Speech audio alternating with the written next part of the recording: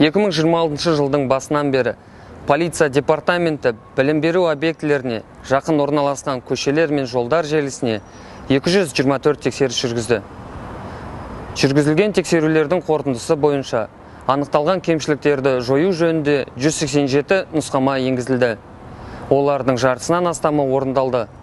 Балалардың үй, мектеп, үй бағыты бойынша қауіпсіздігін қамтамасыз ету жөніндегі іс-шаралар шеңберінде жаңа бағдаршам объектілер орнатылып, жасанды кедергілері, жол белгілері, жол таңбалары және жарықтандыру қалпына келтіріліп жабдықталды.